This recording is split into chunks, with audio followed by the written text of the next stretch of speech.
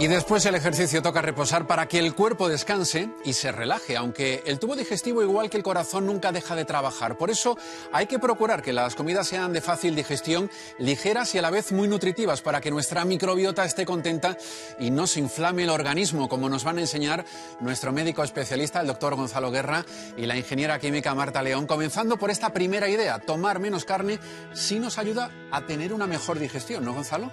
Así es, Jero, porque al tomar menos carne vamos a ingerir un poquito menos de grasa.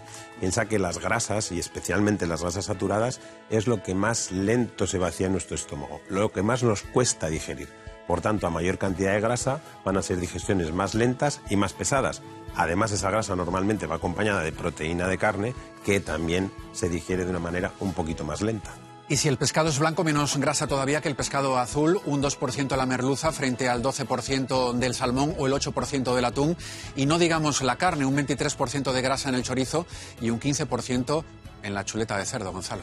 Como estamos viendo aquí, efectivamente hay una gran diferencia en la cantidad de grasa que tienen los alimentos. No digamos nada entre la carne y, como bien has dicho, el pescado u otras hortalizas, otras frutas como puede ser el aguacate. Pero también importa mucho la calidad de esa grasa. Porque si nos vamos a lo que es las grasas saturadas, entonces ya los porcentajes son muchísimo más discrepantes. Como ves, el chorizo, la chuleta de cerdo, tiene un 10 o un 6% de grasas saturadas, frente al 1%, por ejemplo, del atún, que es un pescado azul, o de la merluza, un 0,3%.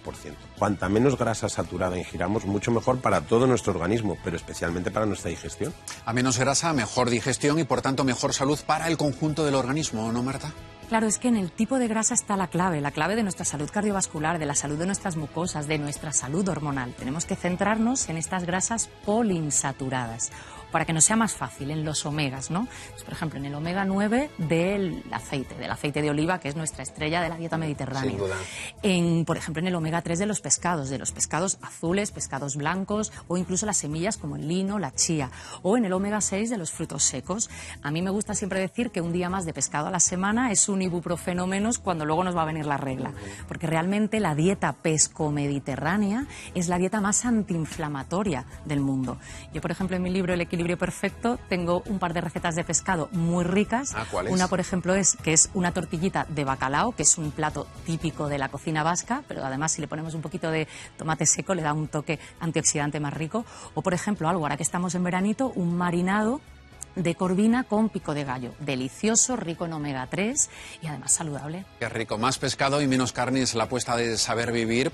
¿Y ese pescado con qué guarnición lo acompañamos, Gonzalo? ¿Con verdura, con patata, con arroz? Cualquiera de las tres es un buen acompañamiento porque se van a digerir bien las tres. La verdura se digiere muy bien y el arroz y la patata cocida también. El arroz y la patata tienen ese plus de tener una gran cantidad de almidón. El almidón va a pasar por nuestro tubo digestivo casi intacto para llegar al colon, donde lo va a comer nuestra microbiota, que es su alimento preferido, ese almidón. Si además ese almidón es almidón resistente, es un concepto relativamente reciente, va a aguantar casi intacto hasta que la microbiota lo pueda comer. Para eso lo tenemos que cocinar unas horas antes. Y si es el día antes, mejor. Por eso esos guisos que preparamos un día y consumimos al día siguiente, que llevan incorporada la patata o el arroz, están más ricos al día siguiente. Efectivamente, no solo están más sabrosos, sino que además se van a digerir un poquito mejor. Es que el almidón resistente es muy sencillito de hacer. Solamente tenemos que cocer tanto patata como arroz, como legumbre, ¿no? Cualquier almidón nos sirve. Dejarlo enfriar y después de enfriarlo meterlo en la nevera unas 12 horas o 24 horas incluso y luego comerlo. Lo podemos comer fresquito o lo podemos comer también caliente. Porque de esta manera, pues como decía el doctor, ¿no?, va a alimentar nuestra microbiota. Yo, por ejemplo, en mi libro tengo una receta deliciosa de arroz basmati enfriado previamente, pero luego hacemos un salteado de, por ejemplo, setas y de cale. Entonces, de esta manera, pues también le estamos poniendo antioxidantes, más fibra, calcio, zinc, bueno, una maravilla. Pues sí, de la digestión de los minerales y vitaminas apenas nos enteramos, pero de la digestión del almidón y la fibra en general, bien que nos enteramos cuando nos producen los populares gases que tan incómodos son para muchas personas. Es verdad, pero eso es inevitable, forma parte del proceso normal de digerir ese almidón. Ese almidón va a llegar al intestino, la microbiota lo va a consumir y va a fermentar, va a generar gases.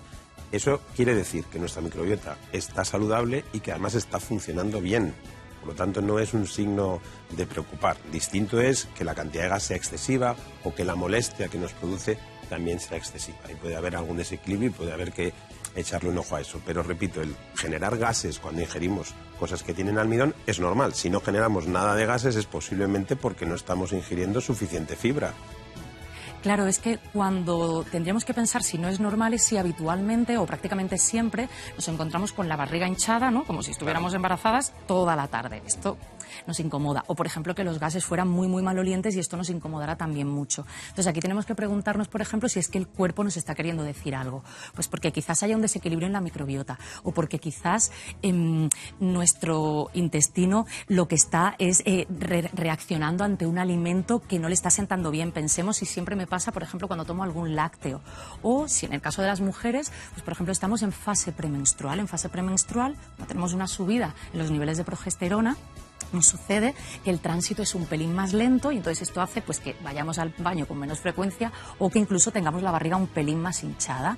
A mí para esto me gusta mucho utilizar en consulta y de hecho en el libro también tengo una receta de una infusión que yo le llamo infusión vientre plano, que lleva un poquito de jengibre, un poquito de orégano, de tomillo, de clavo, de anís verde, y esta infusión por la tarde, después de comer, cuando nos sentimos un pelín hinchadas, ayuda a poner orden a esa microbiota. Bueno, ¿y qué más podemos hacer para evitar esa hinchazón que resulta tan molesta? Porque tenemos que comer todos los días y gases a la fuerza vamos a producir, ¿no?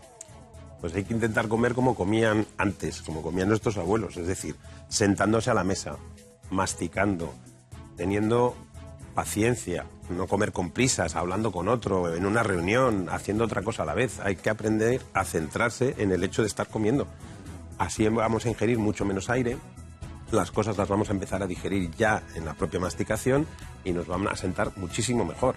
Y hacer esas pausas, no estar todo el día comiendo, que si encima estamos picoteando y lo que picoteamos son productos ultraprocesados que están llenos de grasas saturadas, pues entonces tú me dirás. Claro, es que en los descansos digestivos está también la clave del bienestar.